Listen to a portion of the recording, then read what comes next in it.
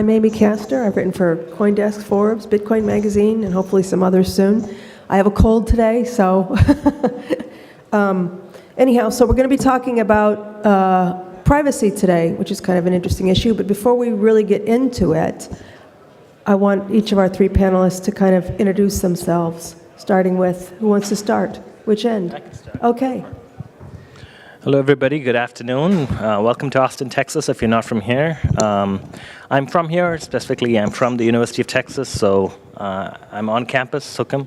Anyway, I've been a professor here for 15 years. Speak up a little bit or put the microphone. Hello? Ah, there we go. I've been a professor here for 15 years. I'm an information theorist by training. I don't know how many of you know about the field of information theory. Many people often do, but it's fairly related to information exchange, as you can imagine, and information security, information transfer, information storage. And so my interest is largely in everything from obfuscation to information management, and I think as part of this panel, I'm looking to talk to more about what are the privacy aspects of information, how do we study them, but also... Just quick introduction there. Oh. Thank you. Thank you. Hello, everybody. My name is Paul Pui. I'm CEO and co-founder of Edge. We are a security platform for dApps, as well as a mobile multi-asset wallet for the consumer and end user. We do have a strong focus on privacy and security, but with a leveled balance, trying to bring that and the user experience to the masses, make things as familiar as possible, where you get security and privacy when you don't even know it and haven't really tried. Thanks. Hi, my name is Leon, and I'm the founder, or the co-founder of Cryptocurrency Market. We are a YouTube channel. We've been teaching people how to invest and trade in cryptocurrencies. We've been running a YouTube channel since 2013, so we've been in the crypto space for quite a while now, and we also run boot camps to help train people how to trade and secure their cryptos securely. And so yeah, I guess we would say we're a media channel. Okay, great. So we have three privacy experts with us here today. So the first question I want to ask is, I want to understand, let's try to understand what is privacy and why is it important? Why should we care about it? And maybe each of you can answer that. Sure. We all care a lot about privacy as individuals. Privacy is not having Google, Amazon, Facebook figure out everything about me, which they already have, but I'd like that not to be the case. And I think in the past decade, a lot has changed in terms of privacy. What was considered private information is now fairly widely known across corporations, centralized organizations. And the goal over time, hopefully through blockchain, through Bitcoin, is to be able to take back what we would call private information, or information that is specific to each individual, back into that individual's control, individual's hands in a decentralized manner. So what is privacy? Privacy is your information. It is increasingly less private, and the goal would be to make it more private. Yeah, that's really interesting, because I was talking to David Chaum recently too, and he's been around for a long time, and he was talking about how it's changed a lot. So that's a good point. It has changed a lot over 10 years. So I'll keep the definition at its core simplest. Yeah. Privacy, or privacy of information. It's just hiding data from one person or entity to another person or entity. It's just that simple. It's not gotten redefined. It hasn't changed. It's just simply the hiding of information from one entity to another. Now, what that information is and what we deem should be hidden, that has changed. But at the core aspect of it is, it's just simply hiding information. And certain technologies enable hiding it from some entities while actually exposing it to others. And there's a huge trade-off there, and privacy is not linear. And one thing isn't necessarily more or less private than another.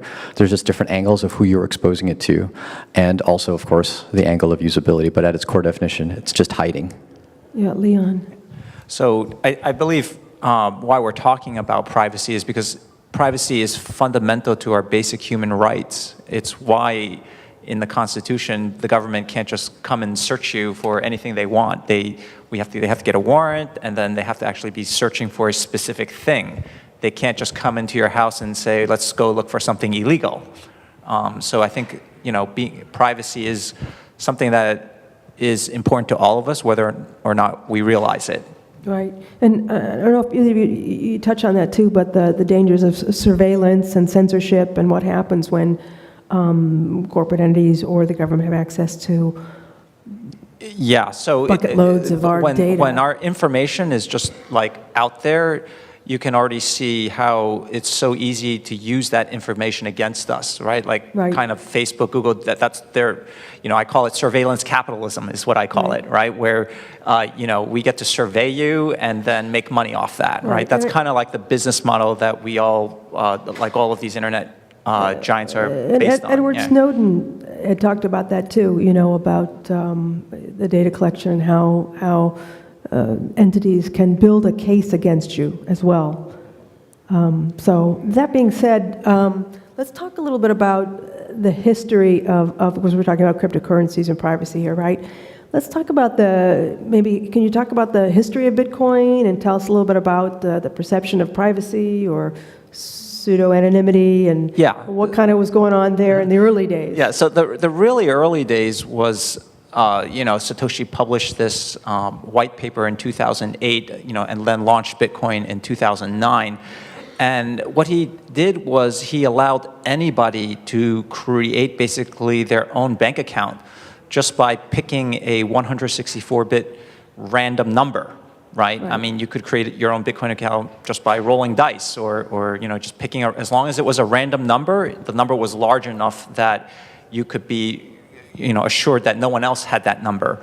And then because there was no identity attached to that bank account that you picked for yourself, it was thought of to be anonymous. But of course, we know Bitcoin transactions are on a public ledger. Just because your account number, there's no identity attached to it, everybody can see what accounts are linked to which other accounts. So there is a bit of privacy in the sense that it's pseudonymous, like all these transactions don't have any identity attached to it, but all these accounts are linked to each other on the public ledger. So as long as one person could, like say the government can track down that, hey, that account number is yours, they can then start to build out who's everyone else. Right, and fungibility. Can anybody tell us a little bit about fungibility and that? Well, let's define it first. So fungibility is the property of a money to be equal no matter who owns it, where it comes from. Like 1 unit of a dollar is equal to 1 unit of a dollar. $1 bill here is equivalent to $1 bill there. And in some ways, dollars are mostly fungible. But admittedly, if you've got a $100 bill that has a whole bunch of cocaine powder on it, chances are it's not going to be nearly as fungible as one that's completely clean coming right off of the printing press. And in the same sense, because of the traceability of Bitcoin, one could argue that an entity would prefer coins that haven't passed through addresses that may be associated with illicit activity, in the sense that there actually is a premium to buy coins that are straight out of miners, meaning they've been freshly minted, they haven't touched anyone, similar to that crispy, brand new dollar bill. There is actually a premium for that. And so in that sense, it's hard to achieve true fungibility. There's no such thing as true fungibility. There's no such thing as true security, and there's no such thing as true privacy. So essentially, if we know that one Bitcoin is linked to some drug deals in the past, it may not have the same value as a newly minted Bitcoin, and that's another reason why it's possible. Privacy is important. Privacy helps achieve some of that aspect of fungibility by obscuring what the coin has been used for and where it's gone through. So based on that, right? So now we know that Bitcoin isn't really that private, and the data can be tracked. What are the other angles to privacy, or what are the options? So, a lot of the early efforts in Bitcoin was one of the first ways people tried to make it more anonymous was through mixing. There are services that people started services where a bunch of people would throw their Bitcoins into a pot, and then those Bitcoins would then be basically randomized and then mixed up and then sent back out, right? So you put your Bitcoin in, and then you get a random Bitcoin out of this pot. That's somebody else's Bitcoin. And that was some of the early efforts to try to make Bitcoin more anonymous than it was. But of course, that has its own problems, such as, like, well, the mixer, the guy running, first of all, you have to trust the mixer. He doesn't run off with your everyone's money. That was the first problem. The second problem was the mixer himself knows where those Bitcoins came from. So it's hard to say a powerful government could, say, arrest the mixer and then force him to reveal, like, all right, where did these Bitcoins come from? So that's kind of like some of the limitations, and why, of course, well, I guess we'll get into this later, why other projects started to try to make cryptocurrencies that were more anonymous or more fungible than Bitcoin. Really interesting. And I want to talk more about the technology and how it works. But Paul, did you want to say something about the angles of privacy? Or how? This can cross over into the discussion about technology. Okay. I've heard a few great talks about the different technologies being used for privacy and cryptocurrency, and they tend to bucket into just a small handful, different implementations of a small handful of goals. Number one is privacy for the sender, meaning who is it that actually sent the money in a transaction, and mixers help a lot with that, because as you send money, it tumbles with other people. It's hard to tell who's really contributing to the end transaction. But one of the most important parts to me that actually adds both privacy and usability is privacy for the recipient. So many of you, if you have crypto, you have an address that can receive money. But because the blockchain is fully public, I can look at that address and know exactly how much money you have in that address. And I can see every transaction that's gone into it and every transaction that's gone out of it. And so because of that, we have a common best practice to change addresses over time. So your wallet, likely if it supports Bitcoin or a derivative coin, will change the address every time that address gets used, helping add privacy. But it's inconvenient. It's tedious. Not very usable. I can't just take an address and put it on my hat and put it on my website, have people donate money. So there are parts of protocols of many privacy coins that implement an address that can have money sent to, but nobody looking at the open ledger can see that money was sent there, or how much was sent there. Different things that we can hide, is that what you're saying? Specific parts of a transaction that we can hide. Who is the sender, who is the recipient, and then also what are the amounts being sent? So, the different money that's going into a mixing transaction and going out of it, how much are those amounts? Right now with conventional mixing on Bitcoin, you see the amounts that go in, you see the amounts that go out. So you're not hiding the actual financial amounts, and that's a key piece of privacy as well. And then last, which I think is one of the more challenging things, is the network traffic. Meaning that when you're making a transaction, even if amounts are being hidden, even if you are mixing, and even if you're using a privacy-based address, such as a stealth address or a payment code, this is tech that you'd have to look up outside of the scope of this talk, even if you're using that, still your ISP knows that you're connecting to the network. Okay. They know that you're sending a transaction, or they know that you're querying for a transaction. And that's another aspect of privacy that needs to get hidden depending on who the threat is. Who is it the people that you're worried about? Is it government level, or is it just the person you sent money to looking at your balance? So this shows how privacy is not linear. Don't ever go up to me and say, oh, I like this because it's more private than that. Well, you got to define it. And so different angles, different projects take different measures on attacking some of those threats. All right. So based on that, and it sounds like coin mixers are not that effective because we've got a centralized party, and because, if I'm going to mix up 100 Bitcoin, they may only have 5 Bitcoin that they can mix it up with. So there's limitations to that. Shrem, can you tell us what other technologies are available that have come along since coin mixing that can help us establish additional privacy? For sure. So as they were saying, and one very good point made was security and privacy are very distinct things, but it's a cat and mouse game. There is no global magic bullet, silver bullet to any of them. By cat and mouse games, I mean there is various ways in which what would be considered private could be discovered, whether it be through network traffic, through data center utilization behavior, just network utilization, bandwidth utilization, compute utilization, and so on. So there's discoverability in various aspects, depending on where people hook in. And so in this cat and mouse game, to stay ahead, to give you some guarantees that are hopefully provable is pretty hard. Randomization is a big one, and that's what he talked about, a centralized randomization. How do you do decentralized randomization? Is a big research area as well. Dithering is one big one. Timing dithering for network traffic. What is it again when you said randomization? Is that like coin mixing? How is that different from coin mixing? It's similar to coin mixing. It's a form of coin mixing, or randomization would be a more general term. Coin mixing being a specific type. okay.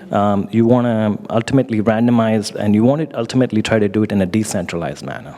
So how do I, in an end-party exchange? So there's no central party Yes. that you have to trust all your coins to, is kind of mixing it up. So how do you do an end-party exchange where nobody knows anybody's identity? Is that possible? How do you do it? There is theory behind it. Implementations are harder in practice, but there is theory behind it.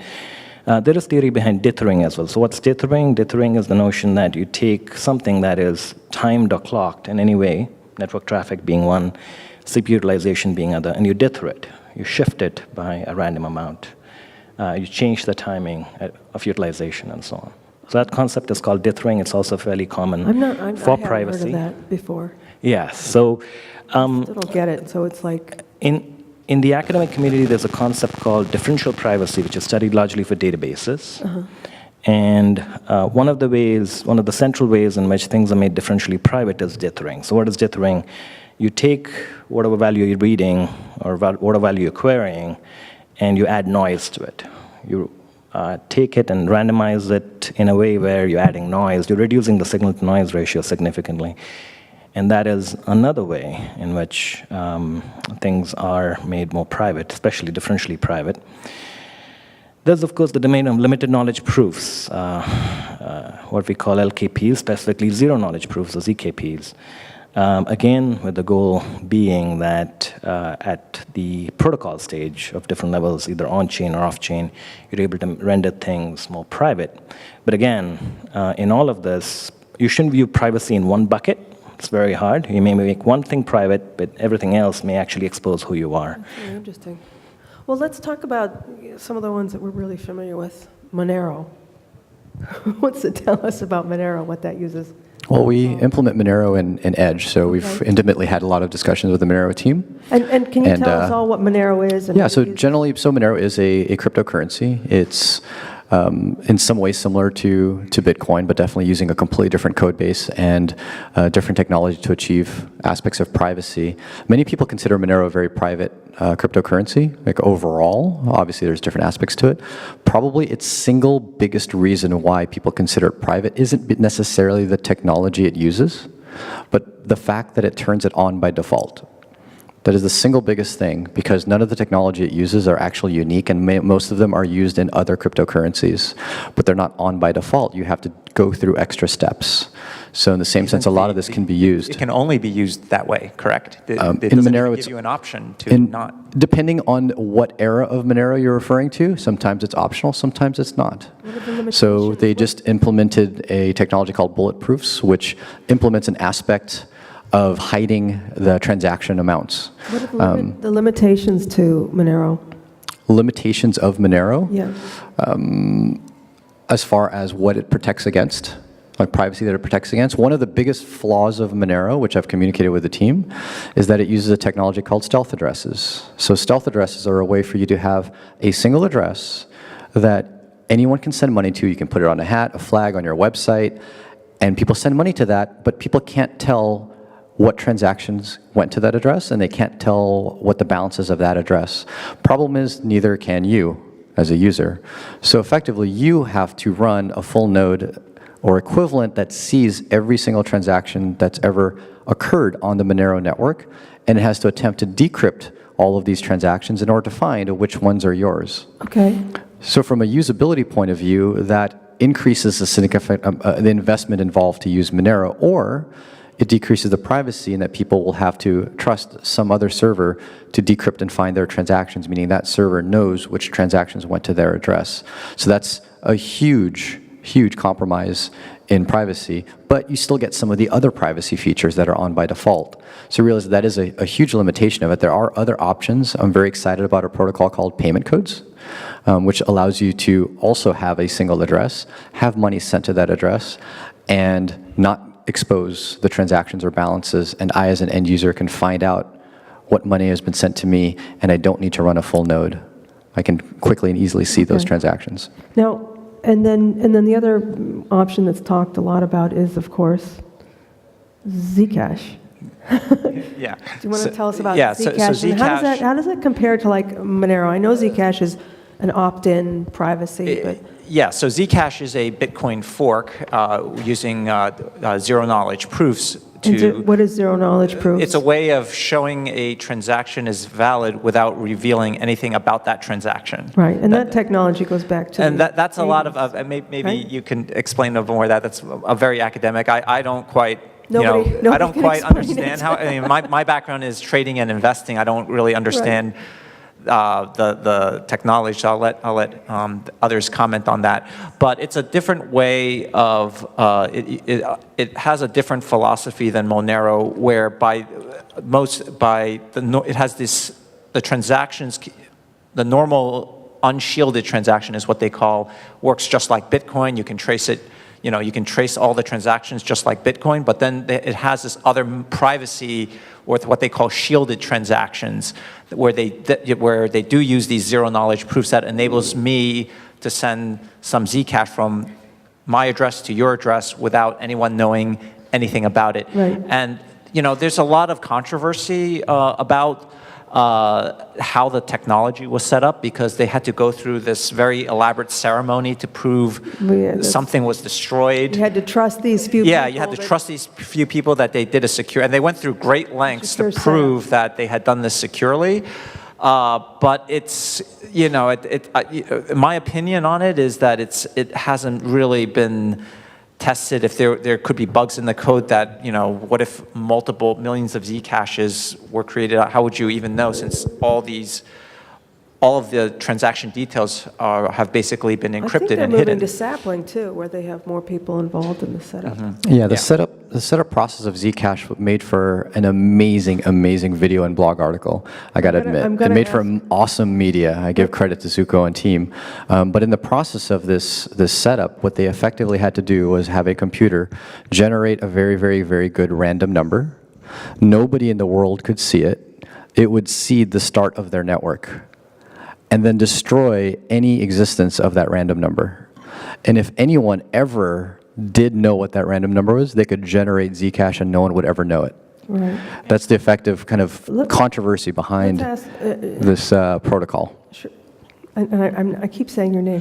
Sriram. I'm reading it and I still can't say it. Sriram, will you tell us what the trade-offs are with Zcash and Monero? And what I tend to hear is that Zcash is the best option for privacy, and Monero is the second best, and then coin mixing is kind of, I don't know, is it passé, or what do you think? I'd have a tough time ranking things as best or second best. Hello? Can everybody hear me? Again, I don't know, among different privacy protocols, it'd be a tough time for me to say one is a better protocol than another. What I can tell you, maybe I can speak to, is how zero-knowledge proofs, any such proofs, work, and why a lot of further work is needed. There's a lot of research that has to be done beyond zk-SNARKs, zk-STARKs, beyond what exists today, and this is an active and growing field. So if you are interested in researching, please look into this domain. There's a lot of contributions that can be made. And so there is something called a proof creation and a proof verification. Those are the two key steps. And there's a fundamental trade-off between the two. The easier you create a proof, the harder it is to verify. the harder or more time or effort put into creating the proof, the easier it is to verify. So there's a fundamental trade-off in that, and ZK Snarks, which is a lot of what we're talking about, has chosen one set of trade-offs, which, by the way, is regularly maintained and improved on, and there are enhancements made. There's continuous research being done. There's experts who specialize in this. But beyond not to talk about an abstract expertise, but to explain how a zero-knowledge proof would work at a very high school level would be, let us say... This is going to be a long road if we start to explain how it works. I'm going to try to... Very difficult. I'm going to do a very dumb explanation, Okay, so please pardon me because this is... You have 30 seconds to explain how I'll be very quick. I'll be very quick. ZK Snarks works. I will not profess like crazy. I'll just try to explain. Let's say there were two different colored balls, and there was a blind person. You wanted to convince them there were two different colors, right? You told the blind person, you can't... I'm convincing you these two balls, they feel the same, but they're different colors. Well, tell the blind person to hide the two balls, pull one out, and you tell them what color it is. And the blind person goes behind, shuffles them, pulls another one out. You say, well, this is different. Shuffles, pulls one out, this is different. So you're able to tell the blind person, you're able to differentiate the two balls. Does that make sense? Which tells them that you have information that that blind person does not in terms of these two balls being distinct. Is that a very... Revealing the information. Very vague explanation? Very complex. In reality, the whole thing is very complex. I'll give you a very dumb example of what would be limited knowledge proof, but anyway. So we're going to move to the Q&A. Ready for Q&A? Oh, yeah. Yes. Do we have why don't you step up at the microphone? I think we have about, how much, is somebody keeping track of the time? Do we have 20 minutes left? So in the example you just gave, Shriram, yes. That's how much time we have, 31 minutes? The actors in the example you gave are the blind person and the balls, right? Yes, so the blind person... What are the balls, what are the balls we're talking about? How do they map to the real world, and who is the blind person? So that's a binary proof example. You're trying to distinguish between two different objects, saying that you have knowledge of these two objects, and you're trying to prove that to a different entity, who's the blind person. So how you're trying to prove, and that's a binary, typically it's sum 2 to the n. The way you're trying to prove it is that each time they show some version, which is not necessarily the original, I just gave you the two balls as an example, you're able to show that you can distinguish, and therefore that distinction gives you the ability to claim that you can actually, you have information, and you possess that information where the blind person does not. Again, ZKPs is a very deep and very well-studied field. There's a lot of research going on, but I was trying to explain at a very high school level what that would mean. Does anybody else have a question? We have about 7 minutes left.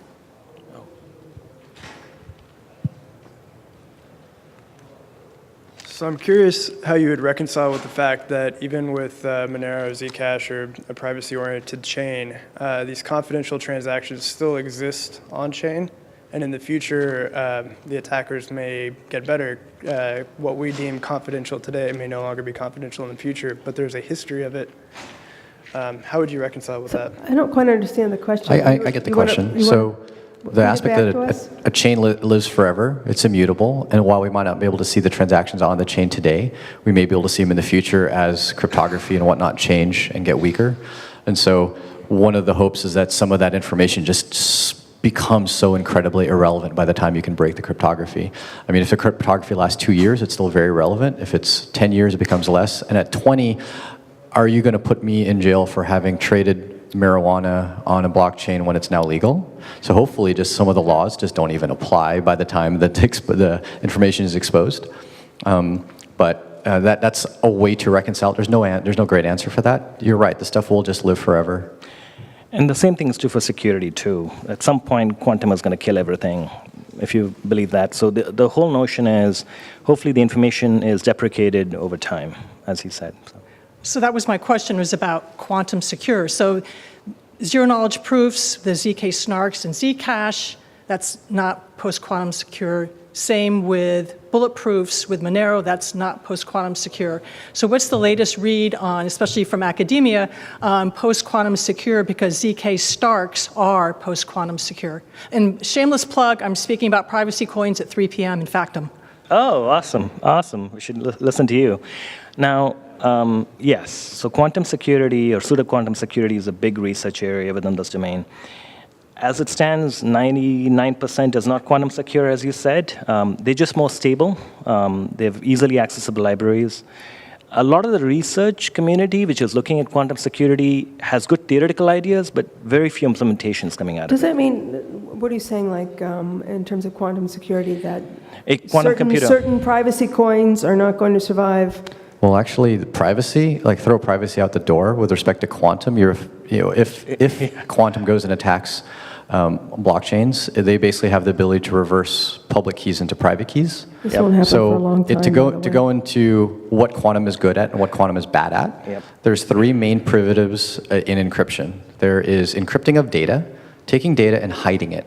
That's what you just generally care about for privacy, hiding data. There is cryptographic hashing, which is taking data and turning it into a fingerprint of that data, a smaller fingerprint.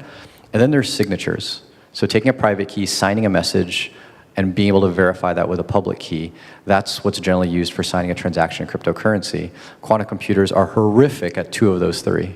They don't do hashing well, they don't do encryption well. You're actually better off using an x86 computer from the 90s to do this. What should I be using today if I'm going to do? However, what they are really, really good at is turning a public key into a private key that's math-based. The other two are actually not math-based. Encrypting data has nothing to do with math, and hashing data has nothing to do with math. It has everything to do with the equivalent of putting a bunch of bricks into a Scrabble bag and shaking them up. Okay. So the math is what they're good at. So ironically, this is kind of a plug for the hodlers. Addresses in Bitcoin are not public keys. They're hashes of public keys. When they receive money, you can't turn that public address back into a private key to take the money.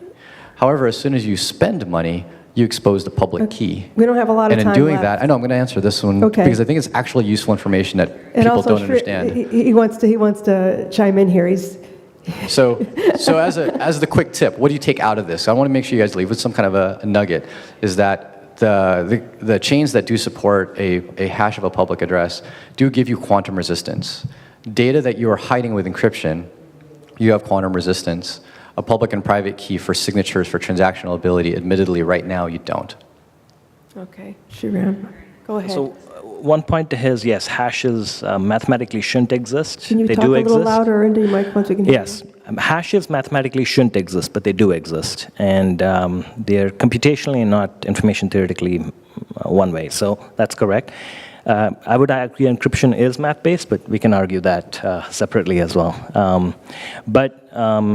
That's, again, they give you what is called computational protection. They don't give you absolute protection. None of these do.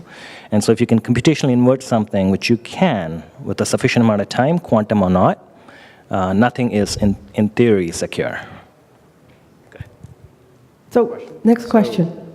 Yeah, a lot of us in this room are aware and maybe hyper aware of our privacy and the privacy of our data, but there's a lot of evidence to suggest that the general population doesn't care about privacy, just pointing to things like Facebook and Google, or just the fact that we're okay with just... Maybe that's because that's the only option we have in a lot of cases. Yeah, and I would just kind of wanted to ask about that. I mean, do you see any evidence that the general population cares about privacy? Because there's a lot of evidence to suggest that they don't. Well, and another question, just on that too, might be the future of privacy, because right now some of the options that we have don't work very well. But if you talk to like David Chom, he says that Elixir is going to be some type of WeChat. We have messaging and payments, but it's going to be completely private. And it's going to be just as cool and hip as WeChat. And that if we have an option, people would choose privacy. I don't know. I guess what role will privacy play in the future? Yeah, great question. You go first. We talked a lot.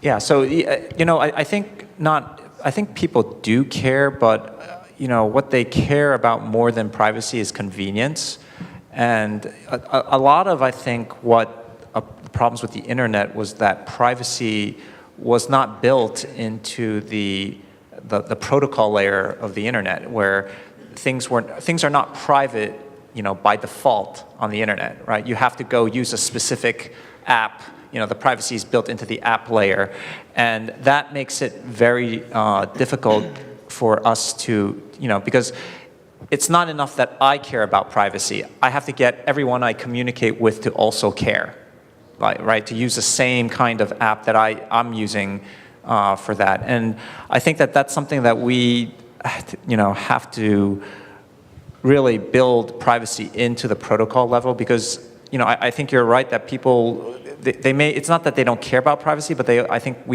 people care more about convenience and being able to communicate.